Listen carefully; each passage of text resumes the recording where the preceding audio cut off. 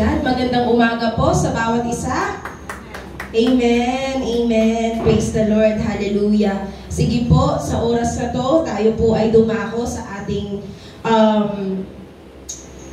Sunday Bites. Amen. And I pray that everyone would listen to the word of the Lord, and I pray that everyone would receive and have the desire, amen, to hear from the Lord this morning. Sige po, tayong lahat ay papaalalahanan ng Panginoon sa pamamagitan ng kanyang salita, at tayo pong lahat ay I pray in Jesus' name na magbunga yung salita ng Panginoon sa oras na ito. Amen po. Amen. Sige, before we start, let us all come to prayer in one spirit and humility. Hallelujah, Jesus, Heavenly Father. Lord, truly you are great, truly you are powerful, truly, Father God, you are awesome and amazing, Panginoon, sa aming mga buhay. Right now, Father God, as we acknowledge your Holy Spirit, we pray, O Lord, na ikaw ang siyang patuloy na manguna, ikaw lamang ang siyang patuloy na manakila, ikaw lamang, Panginoon, ang siyang patuloy, Lord, na mapapurihan sa napakagandang umaga at araw na to, Father God. For we believe, Lord, that this is the day that you have made, and we will rejoice and be glad in it, Panginoon, because you are the reason for every day, Father God, that we live for. And you are, Lord, ikaw yung dahilan, and ikaw yung pamamaraan, Panginoon, kung bakit kami ay may buhay pa, Father God. Kaya, Lord, maraming salamat sa lahat ng pagpapala. Maraming salamat sa lahat ng sa salita mo, Panginoon, na aming marireceive at maririnig ngayong umagang to. And we pray for the continuous plowing, Panginoon, of our hearts, despite, Lord, that the thing has ended, Lord, for the month of January. Right now, Panginoon, we pray for a heart that is plowed and a heart that is good, a soil that is good, Panginoon, for your words to be planted and for your words to bear fruit in our lives, so Jesus. We humbly ask for your Holy Spirit's guidance, wisdom, and knowledge, Panginoon. And we pray, Father God, na sa oras na to, ikaw lamang ang makita, ikaw lamang ang marinig, at ikaw lamang, Panginoon, ang mapapurihan. We praise your name, we glorify you. In Jesus' name we have prayed. Amen. Praise God. Praise God. Let's give our clap offering for the Lord this wonderful morning. Sige po, palakpakan natin ng Diyos na buhay sa bawat isa. Amen. Amen. Praise God. So, ayan. Our theme for this month of February is Harvesting a Harvest. Amen. And I believe, nagkakaroon na po tayo ng context with what this is all about. Or I believe parang meron na tayong, kumbaga, idea or a gist of it kung ano po yung pag-uusapan natin the rest of the month of February. And it's from Leviticus chapter 23, verses 10 to 11. Ayan, sabi po dito, NIV version, sama ko nilay, no? The Lord said to Moses, "Speak to the Israelites and say to them, when you enter the land I am going to give you, and you reap its harvest, bring to the priest a sheaf of the first grain you harvest." Verse 11, he is to wave the sheaf before the Lord, so it will be accepted on your behalf. The priest is to wave it on the day after the Sabbath. Amen. Praise God. So, before we start, I just wanted to give everyone a short context or background of what Leviticus is. Amen. So the book of Leviticus is about offerings. Of course, it's a continuation from Exodus, diba? And it's about offering. It's about mga laws. Sabi ko nga nung before na di ba ako in love sa Bible, this is one of the hardest book in the Bible to read. Ako personal experience ko yun kasi puro siya batas, puro siya offering na doesn't apply sa panahon natin ngayon. So at some point, sabi ko, Lord, di ako makarelate. Sabi ko, anong rema natin dito? Di ako makarelate. Tapos, I took the challenge to, ang tawag dito, basahin siya, and praise God, kasi ang Panginoon naman talaga is nangungusap despite the kumbaga parang the heart that is unwilling, no? Mangungusap pa rin yung Panginoon. Amen. Kasi it's His word It's His word. So, Leviticus is about offerings. So, this is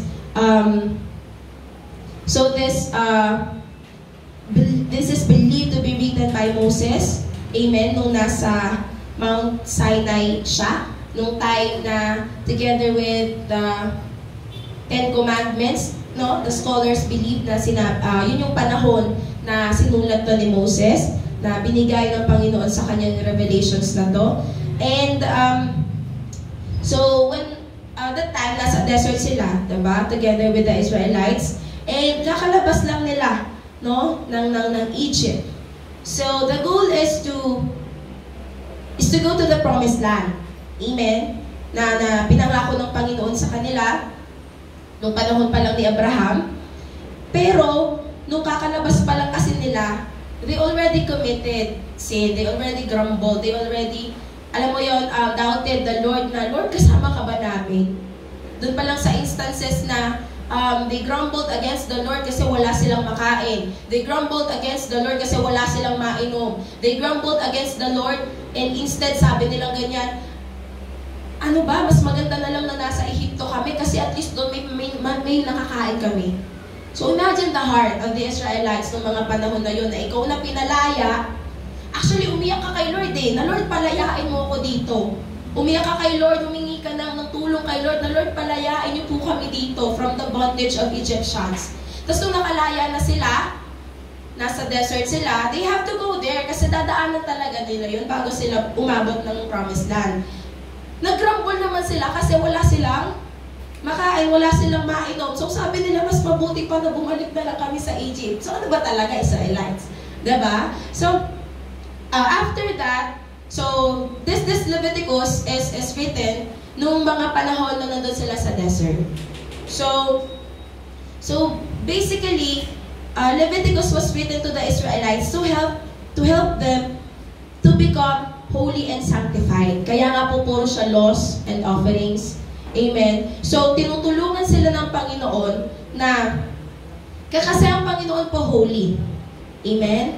Ang Panginoon po ay holy, and lahat ng mga napapaligiran niya, lahat ng sa Kanya, should be holy as well. But, because of the Israelites, na kalabas pa lang nila ng Egypt, they already committed the sin.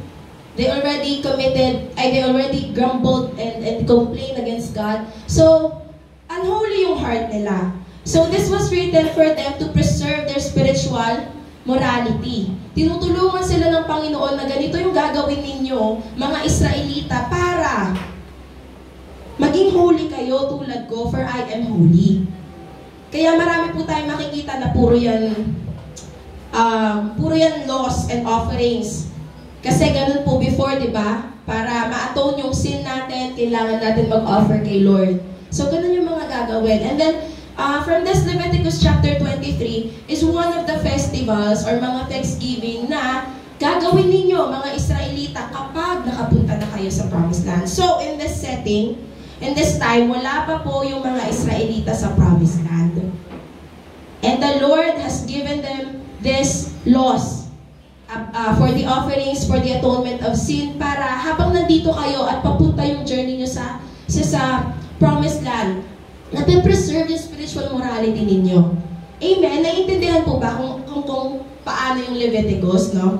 Amen. So, like I said, this verse 9, actually 10 to 11 from the month of harvesting ang harvest natin, yung theme nun is the festival of first fruits. So, the Lord has given them this command na i-celebrate nila when they come and enter the land of the promised land. And kapag mag-harvest na sila, to offer first yung harvest nila, and para maging acceptable yung offering na ibibigay nila. So, the first thing that I saw here, and may share ko po sa bawat isa, is the verse 10 that says, "Speak to the Israelites and say to them, when you enter the land, I am going to give you." So this is pertaining to the promised land, po. "And you reap its harvest to bring the priest a sheaf of the first grain you harvest." Ang sheaf po is isang parang, ano bang tawag doon? Tali. Isang pinagsama-samang, di ba nag-harvest sila? So yung isang tali ng grain na yun po yung tawag na sheaf. Yung S-H-E-A-F. Sheaf of grain, yun po yung i-offer nila, no? Ibibigay nila as a first fruit sa Panginoon kapag nakapasok sila sa promised land. So what I saw here, and the Lord spoke here, alam niyo po, the harvest is already there. The promised land is already there. Nandyan na yung pangako ng Panginoon, nandyan na yung harvest ng Panginoon, but the journey and the process to go into the promised land, to receive that harvest, to harvest kung ano yung pinapa-harvest ng Panginoon, is what make it challenging for us. Naniniwala po ba kayo doon? Kaya nga sinabi ni Jesus sa Matthew chapter 9 verse 37 to 38 that the harvest is plentiful, but the laborers are few, the workers are few. Marami pong, kung titignan natin yung pagpapala ng Panginoon, yung harvest ng Panginoon, yung field ng Panginoon, wala po tayong maiki-question dyan kasi it's already made available for us na. But the question is in the process of going to the promised land na pinangako ng Panginoon with overflowing milk and honey, kaya ba natin na i-preserve? Kaya ba natin na makapasok doon ng sanctified, ng holy? Kasi yun yung gusto ng Panginoon eh. If we claim to be the children of God, if we claim that the Lord is our Lord, if we claim that God is our Christ, no? And He is holy, dapat holy din po tayo. And yun yung problema ng mga Israelita nung panahon na yun. They cannot. Hindi nila inconsistency. Yan. So, inconsistent po sila kasi nga, their heart is what? Complaining. Their heart is grumbling. They always murmur, amen, to the Lord through Moses. And they doubt the Lord. Wala silang trust sa Panginoon. So, the harvest is already there. The field is already there. Nandyan na, kukunin na lang natin. But, is our heart prepared and ready for the harvest? Are we one of those few workers na willing to do the harvest, na willing to undergo the process of harvesting? Ang ano nga po ng theme natin ngayon na plowing siya last month lang. And then, nasa harvesting o harvest po siya agad ngayon. Siguro dahil nga rooted, no? Like it's spiritual gardening, spiritual farming na tinuturo ng Panginoon sa atin this first months of the year of 2024. And ang amazing lang kasi it's really connected and paano ba? Tuloy-tuloy siya that the Lord reminds us. Kasi kung iisipin po natin ngayon sa panahon na to, ano pong una niyong naiisip when it comes to the word harvest? Ako po soul. Amen? Soul po, mga kaluluwa. Mga kaluluwa na ligaw. Mga kaluluwa na lost. Mga kaluluwa na hindi nakakakilala sa Panginoon. And like I said, they're already there. Nandyan lang po sila. Nandyan lang po yung mga kaluluwa na i-harvest natin. Nandyan lang po yung mga kaluluwa na gustong pakuha sa atin ng Panginoon. But the question is, our hearts have been plowed enough ba to be ready and have the burden and the compassion, amen, to harvest those harvests available for us. Yung field po ng Panginoon, yes, in the church, no? Nasa church po, pwede, na yung field ng Panginoon na pwede tayong mag-harvest is already nandito sa church. But so is outside. Sa labas din po. Actually, mas marami sa labas. Amen. Na kailangan natin i-work on.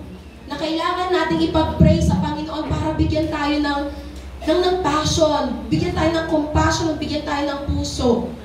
Para i-harvest yung mga kaluluwang nandoon. Baka kasi we are too focused inside. We are too focused in the church. Wala pong problema. Wala pong problema. Hindi po mali yun. But if the Lord has given us the burden, if the Lord has given us the heart and compassion to harvest outside, may we trust, surrender, and obey the Lord with that. Amen po. Kasi ang Panginoon, alam niyo po, hindi naman kailangan ng ministry. Ay, ang evangelism ministry na po ang kailangan, ang ano dyan, bahala dyan. Mga ganun eh, kasi ganun din po ako, honestly. Ang evangelism ministry na po ang ano dyan, ang bahala dyan. So dito kung ano hinahawakan ko. But, it's our common calling to go and make disciples.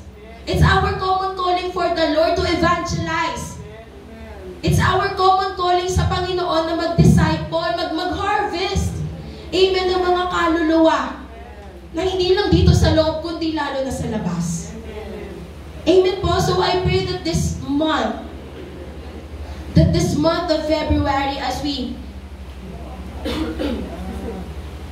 have this month's theme, I pray po na magkaroon tayo ng desire. Because hindi ito naisip lang ng mga pastors natin. Hindi ito naisip lang ng main. Hindi ito naisip lang dahil ito yung mas maganda. No! It's a reminder for us. It's an encouragement for us to, once again have the burden. Once again have the heart. Once again, reach out for those people who are lost. Reach out for the people na kailangan yung Panginoon. Nag-harvest na po tayo dito sa loob eh. Kumikilos na po tayo dito sa loob, and praise God. Praise the Lord for that. But how about outside? How about outside the church? How about our families? How about our relatives? How about our friends? Amen. Bigyan ko po kayo ng practical tips. Alam ko, lagi ko na itong sinishare eh. Kasi I believe that, maski naman po ako, I'm very challenged with this thing. I'm very challenged with evangelism. I'm very challenged with discipleship. Hindi ko po kaya na talagang, alam niyo po yung mga radical na talagang pati sa jeep, no? Amen? Kunwari, madaanan kita, makasalubong kita, hello po, meron po ba kayong konting minuto, oras, para, kasi gusto ko pong i-share si Jesus sa inyo, mga ganon. Church, hindi ko kaya. Sa totoo lang, I'd be honest, hindi ko pa po kaya yung bagay na yon. But, the Lord has given me a practical way na tinuro din po sa ibang church na praise God, ina-apply ko. Yung pray, care, and share. I believe familiar na po kayo doon kasi sinishare ko na ito eh, before pa. Pray, care, and share. Why don't we start here? Amen? Why don't we start, first is praying. Praying for those potential people na gusto mong i-reach out para sa Panginoon. Ako, I'm always praying po with my family. I'm always praying with my, I'm always praying for my family. Rather, I'm also always praying for my relatives. And I'm always praying for my friends. Sila yung top 3, and kasama dun yung LG ko. So, sila po yung top 4 na nasa pray, care, and share. Tapos, syempre, focus ka doon sa mga unbelievers pa. No? And then, pahihinugin mo sila sa pananalangin. Pahihinugin mo sila sa pananalangin na, Lord, makilala ka nila. in any way or any form, makilala ka nila.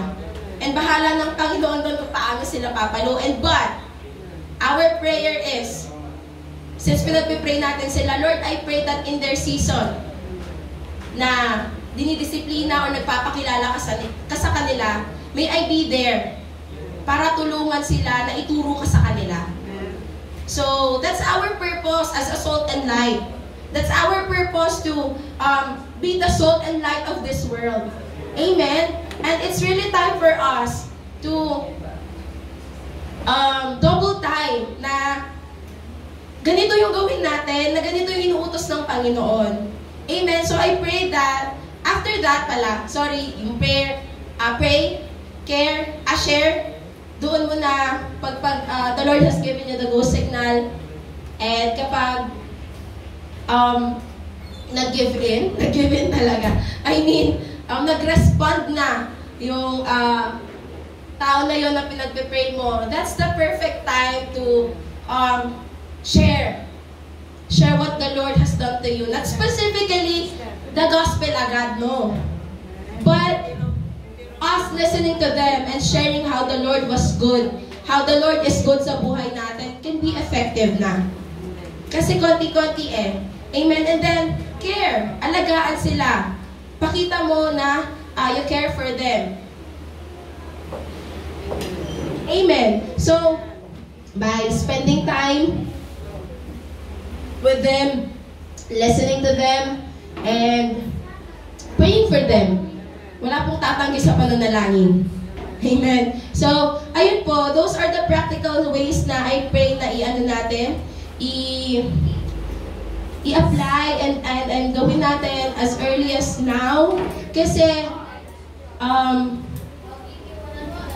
it will be effective. Amen. It will be effective for the glory of the Lord. So, ganun yung purpose natin as a salt and light of this world. Ganun yung purpose natin bilang asin at ilaw dito sa mundong to. And our purpose is to harvest those lost souls. Our purpose is to reach those souls and connect them to Jesus. Yun po ang role ng harvest. Yun po ang dapat natin gawin. And I pray that maging isa tayo sa mga workers ng Panginoon sa area na to. Maging workers ng Panginoon sa field. Ako po personally, I joined the evangelism ministry. Kasi I want to challenge myself na ma-expose sa bagay na yun. Kasi kahinaan ko nga po siya. And I can't. I really can't. Unless I'm pushed to really do that. Ganun lang po. Pero yung initiative ng heart ko na gawin yon, honestly speaking po, sorry Lord, wala talaga. Kasi natatakot ako. That's why I joined the evangelism team para po, the ministry, para po ma-expose ako doon. And with that exposure kasi natitrain ka, no? Kumbaga parang, sumali ka dyan, kailangan pangatawanan mo yan, kailangan, ganon. So, ganon ko po, tinitrain yung sarili ko. It may be hard for everyone or for others, but ganon po kasi ako natitrain. Kailangan kong pilitin yung sarili ko na gawin yung isang bagay na yun. And that discipline po yun para sa akin eh. Discipline po yun ng Panginoon para sa akin na tinatanggap ko. And praise God naman kasi the Lord really, kumbaga naging effective yun when it comes to my Bible reading. And praise the Lord kasi when it comes to Bible reading talaga, I can say that I love the Bible. I can say, masasabi ko confidently that I really love the Bible. And I really love the Word of God with that discipline that the Lord has given me. And etong sa harvesting, yun naman yung pinagpipray ko ngayon. Na, Lord, tulungan mo ako na mahalin yung mga kaluluwang to. Tulungan mo ako na mahalin yung mga kaluluwang ligaw para dalhin sila pa sa sayo. Amen po. So I pray that, mag-start tayo with a prayer. Hinugin po natin, palambutin po natin yung puso through prayer, and then share the goodness of God, and then take care of those soul or people that the Lord has entrusted us with. Amen po? Amen. So, I pray na maging ilaw at asin po tayo, and I pray na this would be a time for us to have a burden, passion, and heart, desire to reach out and harvest outside naman. Hindi lang dito sa loob, outside naman. Amen po? Praise God. Kasi the evangelism team is really, tawag siya, active. No? Praise the Lord for the life of our head, si Pastor Aris, and the family, and also, sino to? Yung mga kasama ng team. And I encourage everyone na it's not necessarily sumali, no? Pero magkaroon tayo ng puso to small step and small way na may share ang Panginoon sa buhay ng mga taong kailangan si Jesus. Amen po? Amen. Praise God. Sige po, tayo pong lahat ay yumuko at manalangin. Hallelujah, Jesus. Heavenly Father, Lord, maraming salamat, Panginoon, sa oras na to. Thank you, Father God, for this wonderful morning that you have given us. Lord, ikaw lang, Panginoon, ang tunay na Diyos na makapagbibigay, Lord, ng burden, ng compassion and passion sa puso namin to reach for the lost souls, Father God. Lord, I pray na sa oras na to, itong panahon na to ang maging simula for us to be reminded and encouraged, Lord, to reach and go out to the field and harvest those lost souls, Father God. Lord, ikaw ang siyang patuloy lamang na aming magiging gabay, aming magiging conviction, Panginoon, to do such things for your glory. And I pray, Father God, that as we do this for your glory, Panginoon, may we eventually have the heart that loves the soul, Panginoon, as you have loved them, Panginoon. Kasi we were once lost, Father God. We were once wandering, Panginoon. Naging lost sheep na din kami, Panginoon. Naging lost soul na din kami, Father God. And we know, Lord, the end result, pag hindi po kami nakakilala sa iyo, Panginoon. So, Lord, we pray, Father God, that may you give us the desire that we need, Panginoon, para ma-compel kami, Lord God, to do that great commission for your glory, O Lord. And we pray, Father God, na maging ilaw at asin kami ng mundong to as you have commanded us to do, Father God. May we also, Lord, take part on the great commission that you have commanded us to do as well, Father God. Lord, tulungan mo kami na ipag-pray, na hinugin sa pananalangin, Panginoon, ng mga taong ito. And Lord, in your perfect time, may we share you, Father God, your goodness, your greatness, your faithfulness, and your love. And Lord, may we continue to take care of them as you have entrusted them to us, Panginoon. Kaya, Lord, ikaw lamang ang mapapurihan, ikaw lamang ang madakila, at ikaw lamang, Lord, ang siyang patuloy na aming dependihan at hingan ng lakas sa mga bagay na to, Panginoon. Kasi kung kami lang mag-isa, Lord, we cannot do it.